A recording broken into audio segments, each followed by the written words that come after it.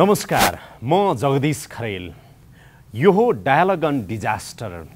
विपद सम्बन्धी बहसमा यहाँहरू सबैलाई हार्दिक स्वागत छ।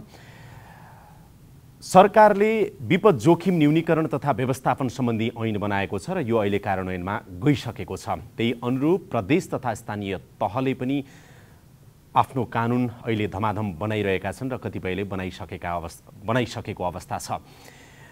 समग्रमा विपद जोखिम न्यूनीकरण तथा व्यवस्थापनको सन्दर्भमा पोलिसीगत हिसाबले कति कामहरू भएका छन् र त्यसको कार्यान्वयन कसरी भइरहेको छ र स्थानीय तह समुदाय तहसम्म व्यक्तिको घरसम्म पनि यसको प्रभाव कसरी परिरहेको छ र परिणामहरू अहिले कस्तो आउन सुरु गरेका छन् त, यो सम्बन्धी बहस आज हामी जोड्नेछौँ। मेरो साथमा आज महत्त्वपूर्ण व्यक्तित्वहरू हुनुहुन्छ। म सबैभन्दा पहिला यहाँहरूलाई परिचय गराउन चाहन्छु। गृह मन्त्रालयका सहसचिव एवं विपद तथा द्वन्द्व व्यवस्थापन महाशाखाका प्रमुख पनि हुनुहुन्छ इन्दु घिमिरे, यहाँलाई हार्दिक स्वागत छ। त्यस्तै गरेर संघीय मामिला तथा सामान्य प्रशासन मन्त्रालयका सहसचिव एवं स्थानीय तह क्षमता विकास महाशाखाका प्रमुख पनि हुनुहुन्छ। संघीय मामिला तथा सामान्य प्रशासन मन्त्रालयका प्रवक्ता पनि हुनुहुन्छ सुरेश अधिकारी, यहाँलाई पनि म हार्दिक स्वागत गर्न चाहन्छु। त्यस्तै गरेर मेरो साथमा विपद सम्बन्धी विशेषज्ञ हुनुहुन्छ। विपद जोखिम न्यूनीकरण तथा व्यवस्थापनको सन्दर्भमा उहाँले लामो समयदेखि वर्ल्ड ब्याङ्क, एडिबी लगायतका विभिन्न संस्थाहरूमा पनि काम गरिसक्नु भएको छ र पोलिसी बनाउने कुरा, इम्प्लिमेन्टेसन गराउने कुराहरूमा पनि उहाँको भूमिका महत्त्वपूर्ण रहँदै आएको छ। विपद विशेषज्ञ अनिल पोखरेल हुनुहुन्छ, स्वागत छ तपाईँलाई। यहाँहरू सबैलाई हार्दिक स्वागत गर्न चाहन्छु। म सबैभन्दा पहिला अनिल सरबाट चाहिँ मेरो प्रश्न सुरुवात गर्न चाहन्छु। यो बनेको कानुन तपाईँ आफैले हेर्दाखेरि कतिको प्रभावकारी देखिराख्नु भएको छ र यसको कार्यान्वयन चाहिँ स्थानीय तहसम्म कतिको प्रभावकारी रूपमा भइरहेको छ, अलिकति बताइदिनुहोस् न। हामीले ठुलो फड्को मारेका छौँ। हामीहरू डिजास्टर्सलाई नेचुरल डिजास्टर्स भन्ने गर्थ्यौँ। डिजास्टर्सलाई रिलिफ र रेस्पोन्सको पर्सपेक्टिभबाट मात्र धेरै समयसम्म हेरिने गरिन्थ्यो। त्यसलाई हामीहरूले यो ठ्याक्कै 1 वर्ष अगाडि हामीहरूले नेचुरल डिजास्टर्स र रिलिफ एक्टको हिसाबबाट हामीले जुन हेरिरहेको थियौँ, रिलिफ र रेस्पोन्स गाइडेड जुन फ्रेमवर्कबाट हामीहरूले डिजास्टर रिस्क रिडक्सन र म्यानेजमेन्टमा जुन हामीहरूले बाटो जुन तय गऱ्यौँ, त्यो आफैमा हेर्ने हो भने थुप्रै अन्य राष्ट्रहरूलाई पनि हामीले नमुना प्रदायक हुन सक्छौँ। हामीले गरेको सबभन्दा ठुलो छलाङ मारेको भनेको तपाईँ त स्थानीय तहसम्म पनि पुग्नु भएको छ नि अहिले, होइन? विभिन्न कार्यक्रमहरू लिएर पुगिराख्नु भएको छ। यो कार्यान्वयनको अवस्था चाहिँ स्थानीय तहमा कस्तो देखिन्छ?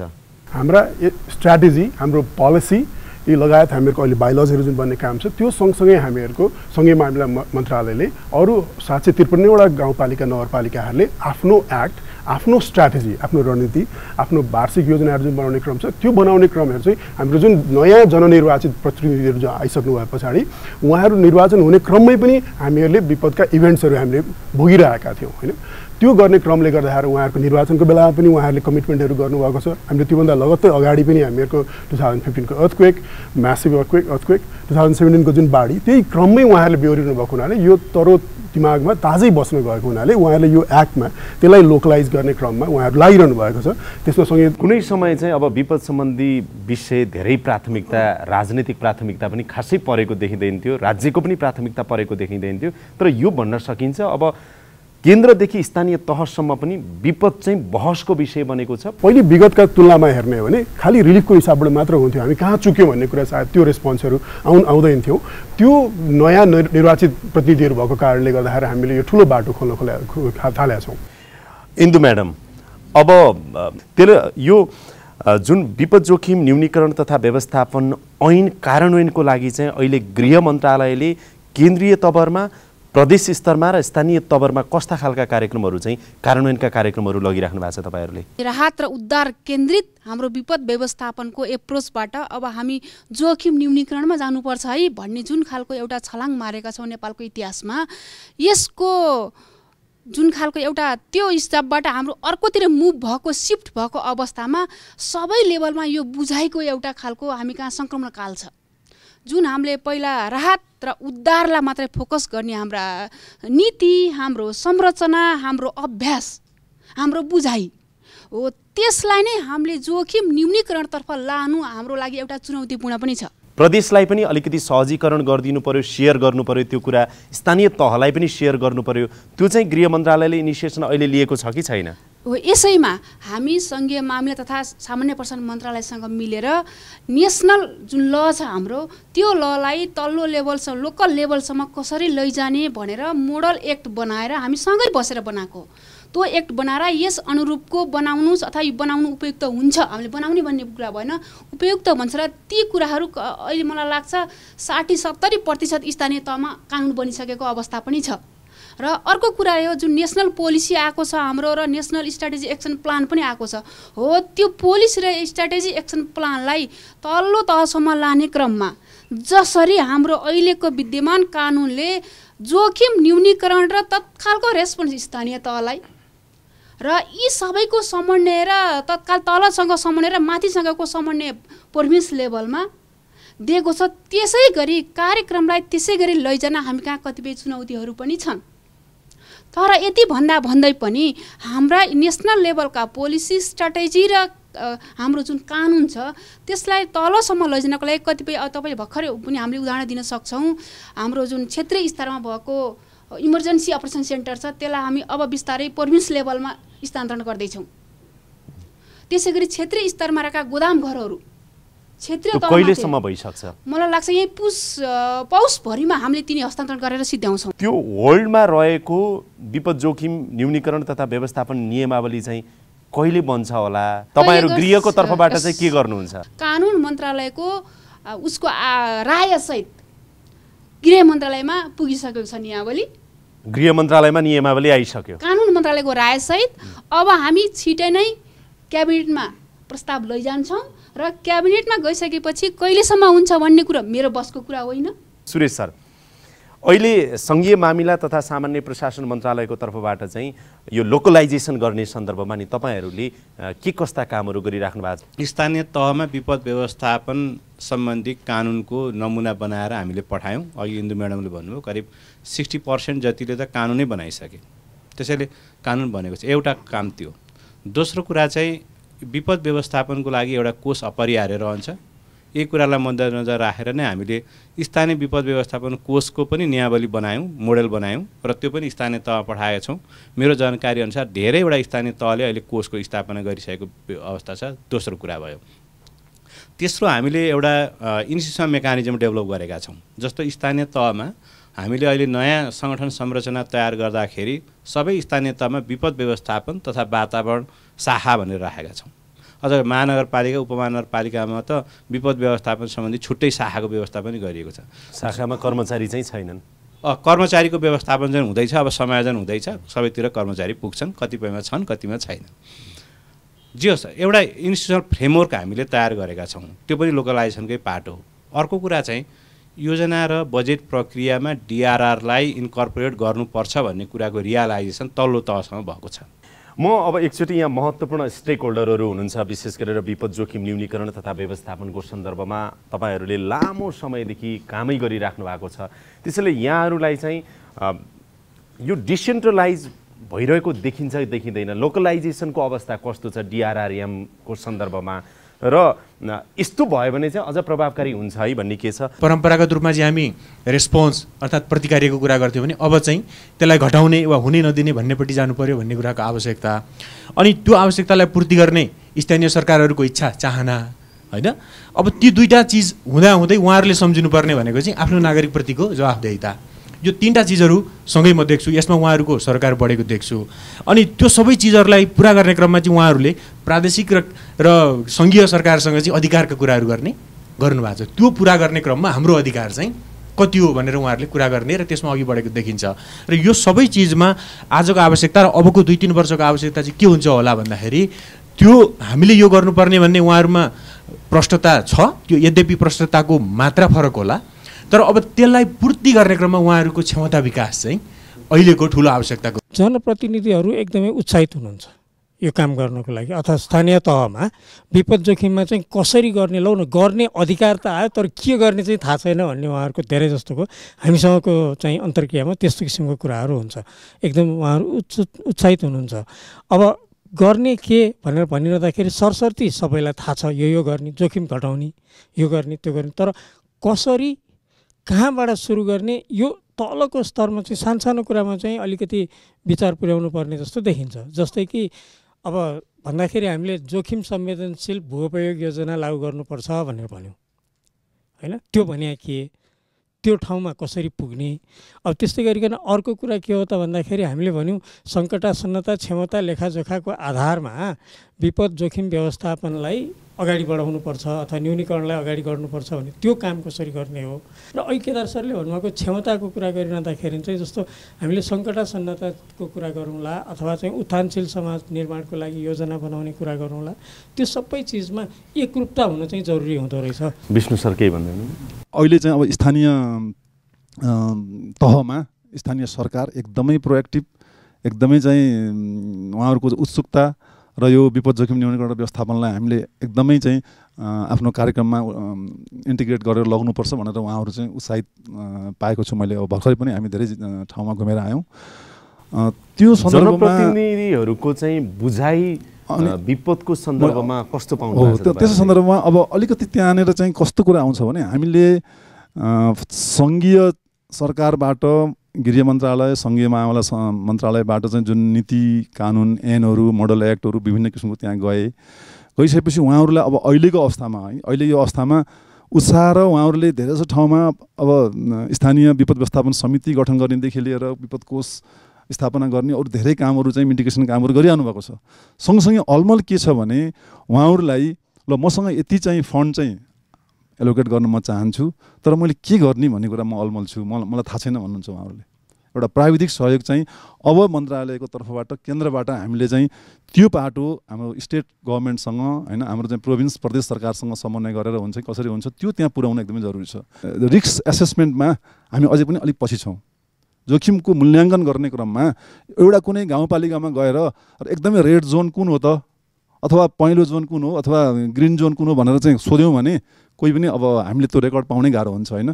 किन त्यहाँको चाहिँ मेयरलाई अथवा त्यहाँको गाउँपालिकाको अध्यक्षलाई डिसिजन गर्नको लागि त मेरो चाहिँ गाउँपालिका कुन कुन क्षेत्रमा बाँडिएको छ जोनिङ गर्न जरुरी छ होइन। किनभने डिसिजन मेकरलाई मैले फन्ड एलोकेट गर्न चाहन्छु तर मैले कहाँ फन्ड एलोकेट गर्ने र के गर्ने भन्ने कुराको त्यो कुराहरू स्पष्ट हुनु जरुरी छ। जोखिमयुक्त ठाउँ बस्ती समुदाय अथवा स्थानीय तह कहाँ के छन् भनेर चाहिँ नि त्यो चाहिँ नि थाहा पाउने भनौँ होइन। त्यसको अहिले केही थप बताउनुहुन्छ तपाईँ त्यस सम्बन्धी? नेपालमा मात्र होइन अरू मुलुकहरूमा पनि रिस्क एसेसमेन्टमा चाहिँ हामीहरू साह्रै पछाडि छौँ है भन्ने त्यो बुझाइको रिफ्लेक्सन सेन्डाई फ्रेमवर्कमै तपाईँ हामीले देख्न सक्छौँ होइन। त्यही भएर पहिलो प्रायोरिटी एरिया नै अन्डरस्ट्यान्डिङ रिस्क होइन for actionable decision making. Economic लसेसहरू कति हुन सक्छ त्यसलाई मेयरले कसरी बुझ्न सक्छ, वडा अध्यक्षले कसरी बुझ्न सक्छ, प्राइभेट सेक्टरले मेरो पर्टिकुलर इन्डस्ट्रीमा मेरो व्यवसायमा कसरी रिस्क पर्न सक्छ, मेरो स्कुलमा प्रधानाध्यापकले मेरो स्कुल कति लेभल अफ रिस्कमा छ भन्ने कुरा त्यो उसले सजिलै बुझ्ने खालको त्यो चिजमा हामीले एकदमै ठुलो काम गर्न जरुरी छ भनेर हामीले नेसनल स्ट्राटेजीमा पनि हामीहरूको पहिलो पिलर हाम्रो पहिलो प्राथमिकता क्षेत्र नै हामीले त्यो रिस्क एसेसमेन्ट बनायौँ। रिस्क एसेसमेन्ट ठुलो फाउन्डेसन हो। रिस्क रिडक्सन रिस्कका गभर्नेन्ससँग रिलेटेड नीति नियमहरू बनाउने त्यसको भोलि प्रिपेयरनेस रेस्पोन्सहरू गर्न जानु पर्यो। सर र छोटोमा यताबाट लिइहालौँ कृष्ण सरलाई। अब डाटाले चाहिँ के भन्दो रहेछ तथ्याङ्कले चाहिँ भने विपद उद्धार राहतमा चाहिँ हामी 86% खर्च गर्दा रहेछौँ, पुनर्निर्माणमा हामी 96% खर्च गर्दो रहेछौँ, तर जोखिम न्यूनीकरण वा पूर्व तयारीको लागि चाहिँ 4% खर्च गर्दो रहेछौँ। अबको इस्यु भनेको त ठ्याक्कै उल्टो काम गरिरहेको रहेछौँ नि त। हामीले चाहिँ 96 र 86% चाहिँ विपद न्यूनीकरणमा वा विपद जोखिम न्यूनीकरणमा पूर्व तयारीमा खर्च गर्नु पर्थ्यो र 4% चाहिँ यतातिर खर्च गर्नु पर्थ्यो। ठ्याक्कै उल्टो काम गरिराखेका छौँ।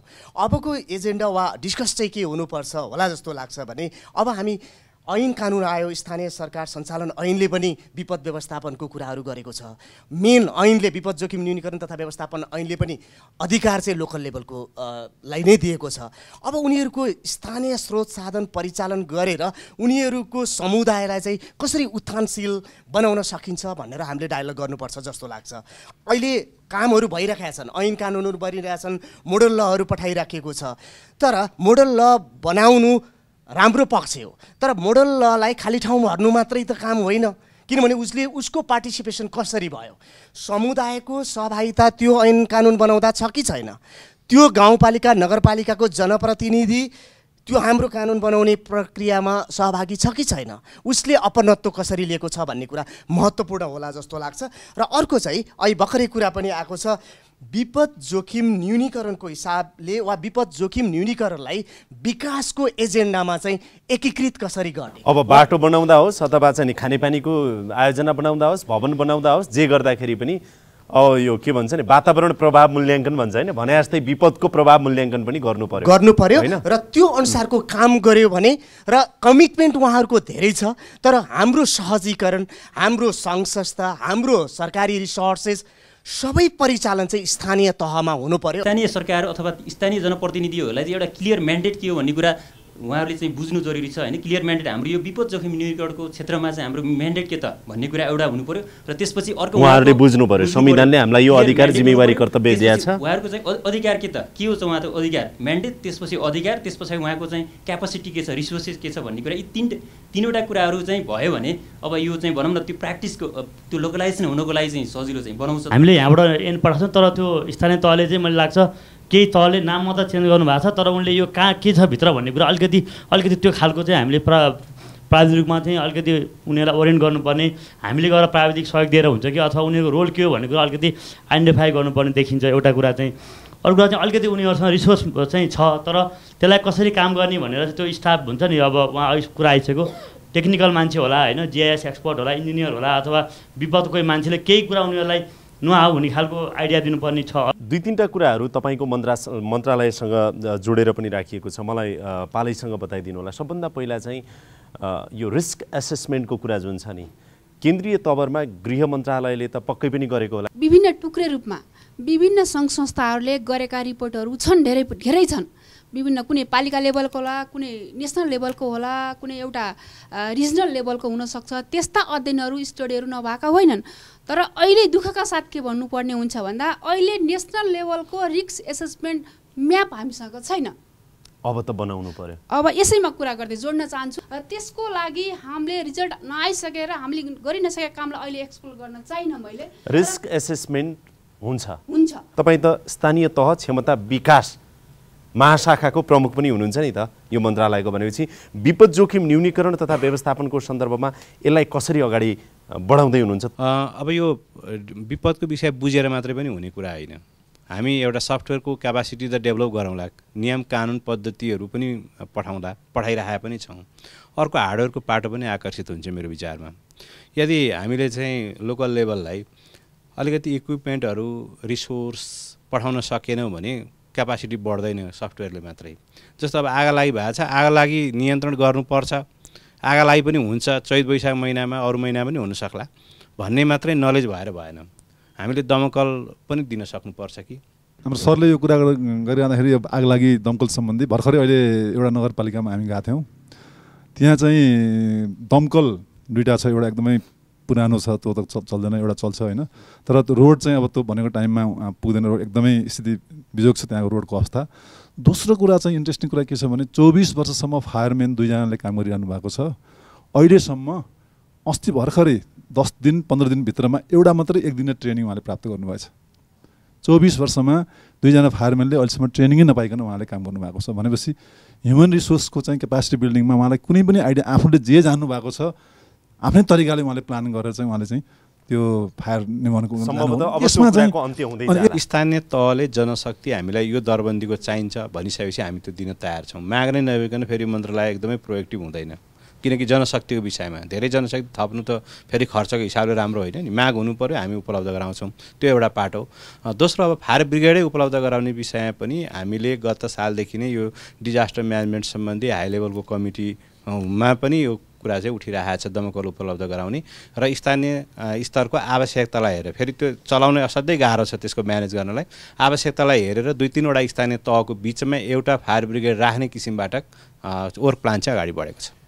म अनिल सर, अहिले काम चाहिँ तपाईँ के देख्नुहुन्छ? केन्द्र प्रदेश र स्थानीय तहबीच त्यो सरर जसरी जानुपर्ने हो नि त्यो गइरहेछ कि छैन?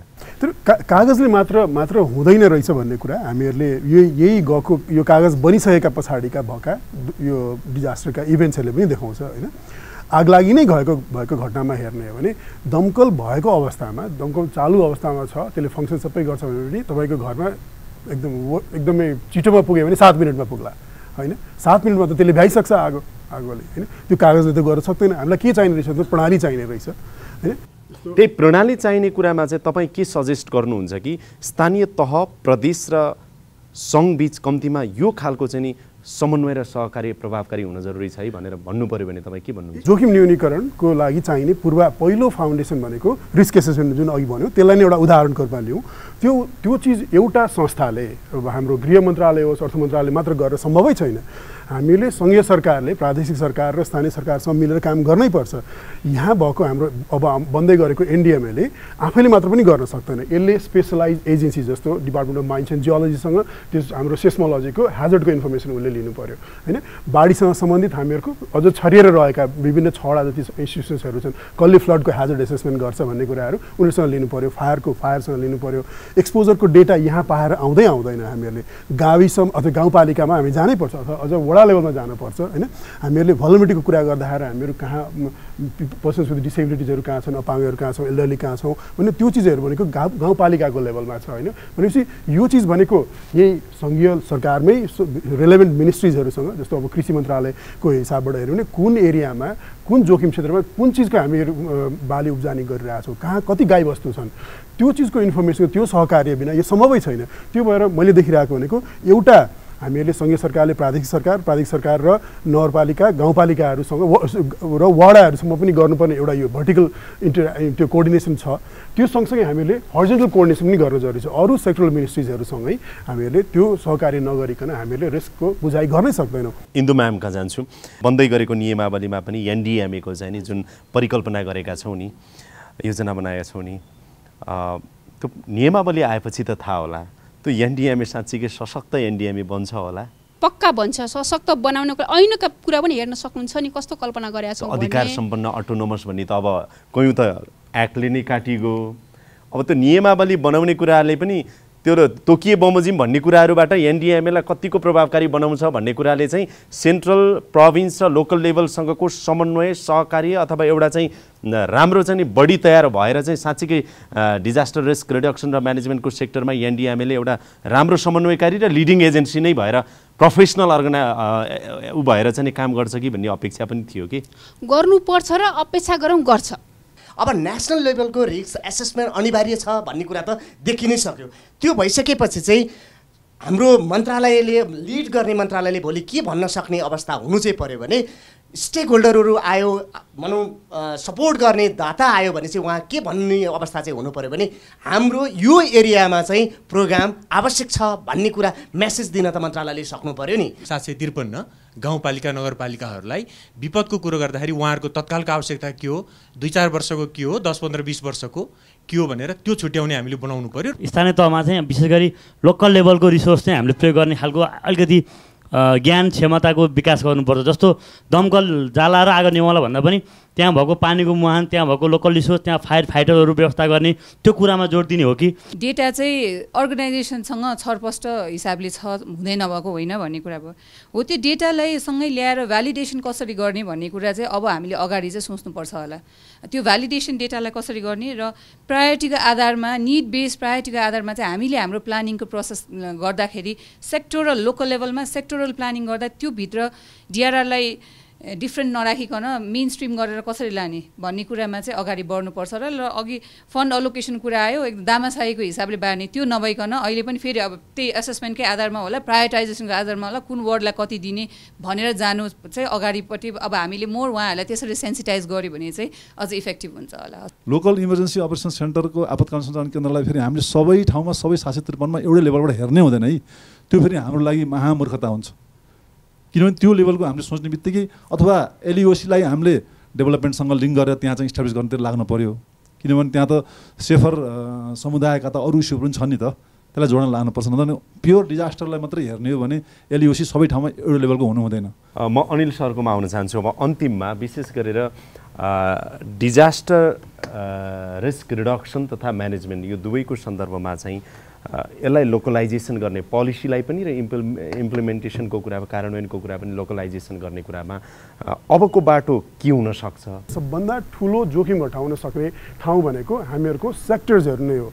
हाम्रो मेयर्सहरूको, हाम्रो प्रादेशिक सरकार, हाम्रो सङ्घीय सरकारहरूले हामी यो काम गर्छौँ। राष्ट्रिय हाम्रो सङ्घीय हिसाबबाट हेर्ने भने हामीले ठुल्ठुलो इन्भेस्टमेन्ट प्रोजेक्ट्सहरू, हामीले हाइड्रो पावर होला, हाम्रो सडकहरू होला, कृषिको सिँचाइ भयो। त्यसै गरी त्यही लेभलमा हेर्ने भने हामीले हरेक स्थानीय तहमा पनि हाम्रो सेक्टरल इन्भेस्टमेन्ट्सहरू छ। त्यो सेक्टरल इन्भेस्टमेन्ट्सहरूलाई त्यसको रिस्कको स्क्रिनिङ गर्ने, त्यसलाई पैसै लाग्दैन। यो रिस्क जोखिम हाई छ कि मध्यम छ कि लो छ भन्ने कुरा आइडेन्टिफाई गरिसकेपछि यदि हाई जोखिम ठाउँमा बनाउने भने त्यहाँको पानी प्रणाली कस्तो हुनुपर्छ, त्यसको लागि त एडिसनल रिस्क गर्नुपर्छ भने 2 र तेस्रो चिज, यो तीनटै चिज गर्नलाई हामी एक्लै यो 3टा सेट अफ एक्टर्स, राज्य, हाम्रो प्राइभेट सेक्टर र हाम्रो सिभिल सोसाइटी, यो 3टाले अलग अलग काम गरेर हामीले यो 20 वर्ष हेऱ्यौँ। केही हदसम्म जोइन्ट एक्सन्सहरू भएको छ। हामीले कसरी यो 3टै सेक्टर्सहरू सँगै आएर हामीले राज्यको यो स्ट्राटेजीलाई, हामीहरूको गाउँपालिकालाई, नगरपालिकालाई कसरी रेजिलियन्ट बनाउन सकिन्छ भनेर यो 3टै एक्टरहरू सँगै आउनुपर्छ। यो अहिले जति कुराहरू पनि उठेका छन् नि म्याडम, सहभागी विभिन्न स्टेक होल्डरहरूबाट जति कुराहरू उठाउनु भएको छ, अबको बाटो चाहिँ के हुन सक्छ? एकीकृत रूपमा जाउँ, किनकि हामी सधैँ सँगै बसेर कुरा गरेका छौँ डिजास्टर लिक्विडेसनका। भनी एक्लै जाँदा किन एक्लै कुरा गर्ने, काम गरेका छौँ भने हामीले यो गरेका छौँ भन्न सकौँ न। किन मेरो संस्थाले यो गरेको छ भनेर हिँड्ने सधैँभरि, हामीले यो गरेका छौँ भन्न सक्ने अवस्थामा आउँ र हामीले काम गर्ने त्यही जनताको लागि लोकल लेभल। आखिर गएर काम गर्ने भनेको त लोकल लेभलमै हो नि त, गएर खुट्टा टेक्ने त। भने त्यही खुट्टा टेक्ने ठाउँमा हामी नेसनल लेभलमा काम गरेका संस्थाहरूले तल आफ्ना संस्थाहरूले काम गर्दा यी कुरा डाइरेक्टली अथवा प्रष्ट रूपमा कम्युनिकेट गरिदिनुहोस्। किनभने कतिपय कुराहरू उहाँले भने जस्तै म फरक पनि पाएको छु। किन हामी सँगै बसेर एउटा कुरा गर्छौँ, काम गर्न जाँदा किन फरक दृष्टिकोणले जानुहुन्छ? त्यसैले राष्ट्रिय प्राथमिकता यहाँहरू सँगै बसेर चयन गरेका छौँ, छानेका छौँ। त्यसमा तलको आवश्यकतालाई मिलाउँ, सँगै रहनु पर्यो र ब्रिजिङको काम गरिदिनुहोस्। सुरेश सर, नेसनल प्लानसँग पनि प्रोभिन्सियल या लोकल प्लानसँग पनि इन्टिग्रेट गर्नुपर्छ रिस्क एसेसमेन्टलाई। त्यो हाम्रो तर्फबाट हामी गर्छौँ। एक दोस्रो कुरा चाहिँ इन्भेस्टमेन्ट फर डिआरआर भन्ने कुरा छ। त्यसमा प्राइभेट सेक्टरको, डिपिजको, गभर्मेन्टको त्यो चाहिँ इन्टिग्रेटेड ढङ्गबाट जानुपर्छ र एउटै डालोबाट जानुपर्छ इन्भेस्टमेन्ट। त्यो गर्दा राम्रो होला। त्यसमा हामी अन्डरस्ट्यान्डिङ गरौँ भन्ने मलाई लाग्छ। तेस्रो कुरा चाहिँ प्रायोरिटाइजेसन अफ एरियाज। कुन एरियामा हामी जाने, हामीसँग भएको रिसोर्स स्कार्स पनि हुनसक्छ रिसोर्समा, त्यसलाई कहाँ युज गर्ने हो त्यो चाहिँ हामीले बसेर गर्नुपर्छ। यद्यपि सिबिडिआरएम प्लेटफर्म यही मन्त्रालयको नेतृत्वमा र आइएफआरसीले चाहिँ ल्याजन गरिरहेको पनि थियो। त्यसमा पनि 2 वर्ष अगाडि, 1.5 वर्ष अगाडि हामीले चाहिँ प्लान अफ एक्सन पनि बनायौँ। त्यसमा कमिटमेन्ट पनि आयो। त्यसमा चाहिँ केही पुरा पनि भयो, केही पुरा भएनन्। त्यसलाई हामी फलो गर्दैछौँ। त्यो काम गरौँ। त्यसपछि चाहिँ अब अर्को चाहिँ लोकल इक्विपमेन्ट र मेटेरियल्सहरूको प्रयोग गरौँ। ल इन्फर्मेसनको सिलसिलामा चाहिँ कानुनमा केही कमी कमजोरीहरू पनि हुन सक्छन्, त्यसलाई परिमार्जन गर्दै जाउँ। परिमार्जन गर्ने फिडब्याक आयो भने हामी पनि परिमार्जन गर्नको लागि तयार पनि छ। तपाईँ कमेन्टेड हुनुहुन्छ। एकदमै नेपाल चाहिँ अब विपदको कुनै पनि खालको विपदको सामना गर्ने सक्ने मुलुक चाहिँ बन्दैछ है। अब चाहिँ नेपालमा धेरै कामहरू हुँदैछन् है भन्ने खालको चाहिँ त्यो खालको वातावरण चाहिँ आगामी दिनमा बन्न सकोस्। यो समय, संवाद अनि यो बहसको लागि यहाँहरू सबैलाई म फेरि पनि एकचोटि धन्यवाद दिन चाहन्छु। Thank you very much. र यसका साथै अहिलेको लागि यो कार्यक्रम यहीँ बिट मार्ने अनुमति चाहन्छु। कार्यक्रम युनिटका सम्पूर्ण सहकर्मीहरूको साथमा मलाई पनि बिदा दिनुहोस्। नमस्कार।